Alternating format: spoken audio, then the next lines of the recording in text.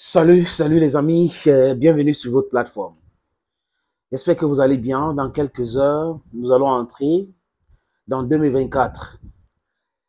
Nous savons que pour certaines personnes, c'était pas réjouissant l'année 2024 et 2023, mais espérons bien qu'en 2024, beaucoup de personnes auront la force, l'énergie de réaliser les différents buts qui se sont fixés l'année dernière, qui n'ont pas pu réaliser, qui vont réaliser en 2024. Nous sommes encore en 2023. Les amis, vous avez vu la nuit de jeudi à vendredi, l'attaque massive de l'armée russe en Ukraine. C'était tellement massif que ça a créé une tollée générale dans les états-majors des pays outaniens. Macron a parlé de marchand de la peur. Olachov a dit un mot. Rachid Sunak, le premier ministre britannique, a aussi parlé. Les Américains ont dit leur mot. Cela vient au moment où les Ukrainiens disent avoir endommagé un bâtiment de guerre russe en Crimée. Et la réponse russe était quoi? D'attaquer Odessa, Kharkiv, Kiev, Kherson, Lviv, dont une vingtaine de grandes villes ukrainiennes de façon simultanée. Et là, on a vu les impacts dans certains médias. Certains correspondants sur le terrain nous ont envoyé certaines vidéos que nous n'allons pas proposer pour des raisons que vous savez. Parce que nous sommes aussi connectés avec ceux qui sont sur le terrain, certains blogueurs qui ont leur compte Telegram. Donc, certaines personnes peuvent recevoir les vidéos sur leur compte Telegram et sur les réseaux sociaux de l'Occident collectif. C'est un peu difficile parce que vous savez comment ils actent la censure. Mais ce n'est pas grave.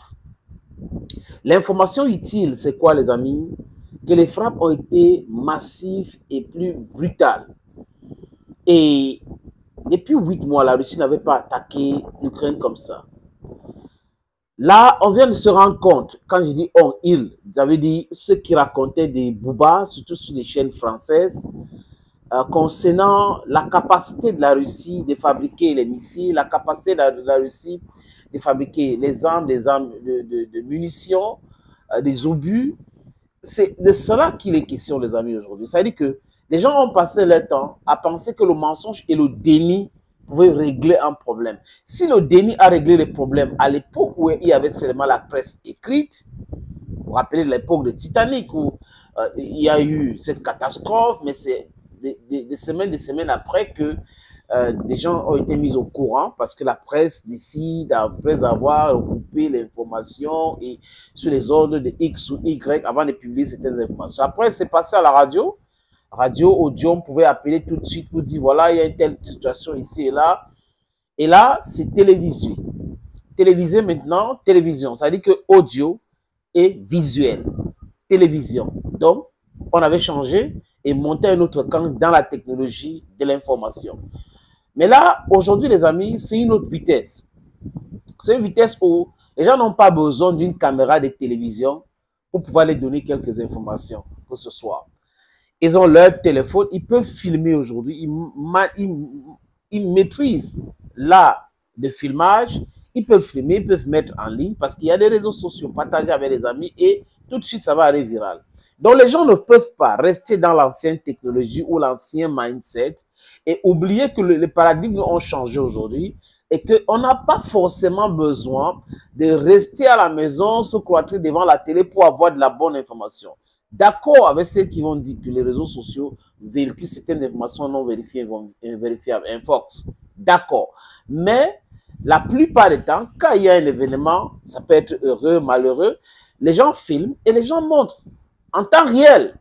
Donc, les médias, mainstream mensonges, devraient changer leur façon de faire. D'ailleurs, aujourd'hui, vous avez bien remarqué qu'ils sont présents sur les réseaux sociaux aussi parce qu'ils sont plus regardés sur les réseaux sociaux que devant les petits écrans ou devant les postes de transitor. Vous amis, quand Poutine dit, Poutine fait. Quand la Russie fait, la Russie confirme. Le porte-parole de l'armée russe, M. Igor, a fait une sortie. Et dans cette sortie, il a expliqué que la Russie a atteint tous ses objectifs. Donc, c'était les centres d'entraînement otaniens des mercenaires, le centre de décollage des différents vecteurs aériens, les cibles militaires.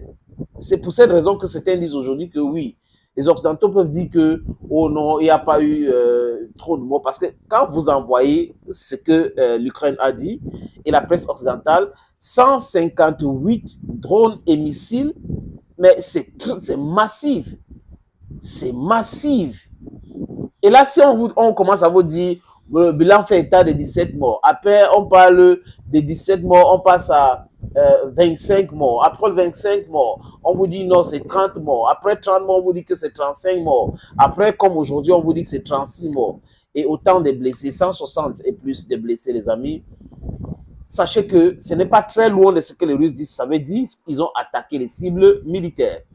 Maintenant, la guerre, il n'y a rien de parfait dans la guerre, les amis. Tout est possible. Il y a des abus, il y a des manquements et tout. Rien n'est parfait dans la guerre. Et la guerre, c'est ce qu'il faut condamner. Il ne faut pas arriver au stade de faire la guerre avant de comprendre que la guerre est très dangereuse. C'est une catastrophe que des humains qui ont le cerveau, qui peuvent régler les problèmes de façon amicale, avec le dialogue, puissent essayer de régler les problèmes avec la barbarie, avec la brutalité. C'est ça la guerre, les amis. C'est ça la guerre, c'est brutal. Mais des gens ne peuvent pas prendre sur eux de soutenir ce qui est illégal, illégitime ailleurs et d'imposer aux autres ce qui est illégitime et illégal. Donc, quand on voit, par exemple, Joe Biden soutenir ce que Benjamin Netanyahu est en train de faire à Gaza et Joe Biden est en train de donner des leçons en Ukraine, ça ne cadre pas. Nous devons être cohérents avec le discours. Quand on voit Macron qui parle d'une catastrophe, la terreur en Ukraine, et Macron qui ne parle pas de la terreur à Gaza, ça dilue même le sens de leur discours. Ils ne se rendent pas compte par rapport à cela, les amis. Les gars ne se rendent pas compte. Mais toujours concernant l'Ukraine, Zelensky a fait une vidéo. Je sais que les abonnés de cette plateforme sont très informés. Dans cette vidéo, qu'est-ce que Zelensky dit? Il y a eu l'attaque massive des terreaux russes sur le sol ukrainien. Il s'est même filmé à Avdiivka, soi-disant à Avdiivka, parce qu'on le voit dans un no man's land avec un drapeau ukrainien derrière et dans une maison détruite en train de décorer les militaires. Vous voyez, personne n'arrive à authentifier si Zelensky était ou c'est des anciennes images qu'on reçoit aujourd'hui pour montrer que non, il est en train de galvaniser ses hommes. Mais les militaires ukrainiens sont déjà en colère contre lui. Parce que certaines indiscrétions disent quoi, les amis? Que les militaires ne comprennent pas pourquoi Zelensky est toujours dans le déni. Et le déni, pour eux, ne peut pas régler le problème. Ils sont en difficulté sur le front. Ils sont en train de souffrir sur le front. Et ce que Trump a dit, le président, c'est tout le temps, non, vraiment, il minimise tout. Ouais, c'est pas... Et les gars ne sont pas contents. Concernant ces attaques massives, la nuit de jeudi à vendredi, qu'on est en train de parler des bilans jusqu'à aujourd'hui, le général Zaluzhnyi a parlé, et quand vous écoutez Zaluzhnyi, vous comprenez que il est désespéré.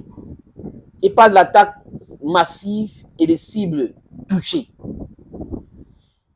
Le général chef d'état de l'armée, chef d'état-major de l'armée aérien, oui, le patron de l'armée de l'air ukrainienne, a lui-même expliqué que le type de missiles que les Russes ont tirés, ils n'ont pas pu stopper un seul. Ils n'ont pas pu stopper un seul. Il y a un missile qui ont endommagé même le système de défense anti-aérienne. Il a dit ça clairement. Donc, le patron de l'armée de l'air vous dit que c'est compliqué. Les missiles que les Russes ont envoyés, c'était d'une complexité qu'on n'a pas pu abattre ces missiles. Le chef d'état-major de l'armée, dont le patron de l'armée vous dit, c'était très compliqué pour nous. On a été victime parce que beaucoup de cibles ont été touchées dans notre pays. Les gens ne comprennent pas. On continue toujours dans le déni. Je parle de Zelensky.